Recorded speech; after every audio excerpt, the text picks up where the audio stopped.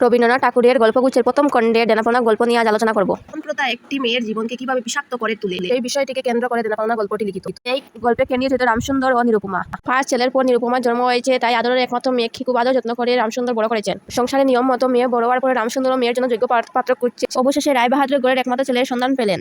বরপক্ষ 10,000 টাকা পণ বহু দান সামগ্রী চেয়েছিল, কিন্তু রামসুন্দর কোনো ভাবনা চিন্তা না করে রাজি হয়ে যান। রামসুন্দর বহু কষ্ট করে কিছু টাকা জমান আর একজন বহু সুদে টাকা দেবে বলে বিয়ার দিন আসেনি। বরপক্ষ বলে যে টাকা হাতে না পেলে বিবাহ হবে না। বিয়ে বাড়ির পরিস্থিতি এক নিমিষে বদলে যায়। বর বলে আমি বিয়ে করতে এসেছি, বিয়ে করে যাবো, আমি দরদামের কথা জানি না। এভাবে করে নিরুপমার বিবাহ হয়ে যায়। টাকা না দেওয়া নিরুপমাকে আর বাপের বাড়িতে যেতে দেওয়া হয় না। রামসুন্দর যদিও মেয়েকে দেখতে হান, মেয়ের শ্বশুরবাড়ির লোকেরা তাকে নিচু নজরে দেখে, অন্তপুরে বাইরে থেকে কোনোদিন 5 মিনিটের জন্য মেয়েকে দেখতে পান, কোনোদিন বা দেখতে পান না। শ্বশুর বাড়িতে নিরুপমাকে শাশুড়ি অনেক কটু কথা শুনতে হয়। রামসুন্দর আর সহ্য করতে না পেরে তিনি ভাবলেন বাড়িটা বিক্রি করে দেবেন। কিন্তু ছেলেরা বলে, বাবা যদি তুমি বাড়ি বিক্রি করে দাও তারা রাস্তায় এসে পড়বে, তাই আর বাড়ি বিক্রি করা বন্ধ হয়েছে। রামসুন্দর বিস্ত শুধু অল্প অল্প করে টাকা দাঁড় করিতে লাগিলেন আর 15 টাকা জমাইতে লাগিলেন। নিরুপমা রামসুন্দরকে বলে, বাবা আমি বাড়ি যেতে যাই, কিন্তু নিজের কন্যার উপরে পিতা যে সবই অধিকার আছে তাহা যেন 15 টাকার পরে বন্ধক রাখিতে হইয়া রামসুন্দরকে 3000 টাকা সংগ্রহ করে রুমালে জোরে চাদরে করিয়া রামসুন্দর ব্যয়ের কাছে আসিলেন। তুমি আশ্রমকে পাড়া পাড়ি দেন, অনেক কৃষ্ণ বাড়ি একটা মস্ত চুরি হইয়া গিয়াছে।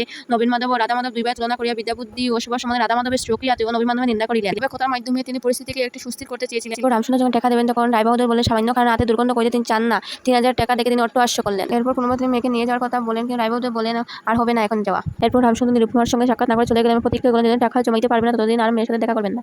এভাবে করে কয়েকদিন চলে গেল। নিরুপমা লোকের পর লোক পাঠাইলো, কিন্তু বাপের টাকা পাইল না। পরে অভিমানে লোক পাঠানো বন্ধ করে দিল। এভাবে করে পূজার সময় আশ্বিন মাস আসিল। রামসুন্দর ভাবলেন মেয়েকে এখন ঘরে আনবেন। এখন রামসুন্দর বাড়ি বিক্রি করে টাকা নিয়ে রায়বাহাদুর বাড়ি আসলেন। রায়বাহাদুর সঙ্গে দেখা করার জন্য অপেক্ষা করতে থাকেন। সময় নিরুপমার সঙ্গে দেখা নন্দে 2 চোখ দিয়ে জল পড়িতে লাগে। অপখাতে মেয়েও কান্নার খেয়ার কথা বলিতে পারে না। এরপর কিছু সময় পর রামসুন্দর বলে, এবার তোকে নিয়ে যাবো মা। সময় রামসুন্দরের জ্যেষ্ঠ পুত্র অরমোহন তার 2টি ছোট ছেলে নিয়ে সেই রায়বাহাদুরের বাড়ি আসলো। নিরুপমা জেনে যায় যে তার বাবা বাড়ি বিক্রি করে টাকা নিয়ে এসেছে তার শ্বশুরকে দেওয়ার জন্য। তাই নিরুপমা তার বাবাকে বলে যে তুমি টাকা দাও বাবা, তাহলে আমাকে আর দেখতে পাবেন। তুমি কি বিক্রি করেছো যে টাকা দেবে?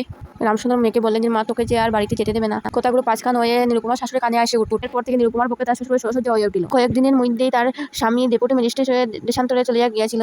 নিরুর একটা গুরুতর পীড়া হইল। শরীরের প্রতি সে অত্যন্ত অবহেলা করিত। কার্তিক মাসে ডিমের সময় সমস্ত রাত মাথায় দরজা খুলা, শীতের সময় গায়ে কাপড় ভারের নিয়ম নাই। যদিও মাঝে মাঝে বুলিয়ে দিতে খাওয়ালে নিজে মুখ খুলিয়া বলিত না। এই অসুস্থতার সময় নিরু শাশুড়িকে বলল তার বাবা ও বাইরে দেখা দিল, কিন্তু নিরুর শাশুড়ি ওর টাকাগুলোকে নেকামি বলে উড়িয়ে দিল। যেদিন সন্ধ্যার সময় নিরুর শ্বাস উপস্থিত হলো সেদিন প্রথম ডাক্তার দেখলাম, সেদিন ডাক্তার দেখা শেষ হইল। প্রতিমা বিসর্জনের সমারোহ সম্বন্ধে জেলার মধ্যে রায়চৌধুরীর যেমন লোকবিখ্যাত প্রতিপত্তি আছে, বড় বউয়ের সৎকার সম্বন্ধে রায়বাহাদুরের তেমনি একটা খ্যাতি রটিয়া গেল। চন্দন কাটে চিতা ও মূলকে কেউ কখনো দেখেন।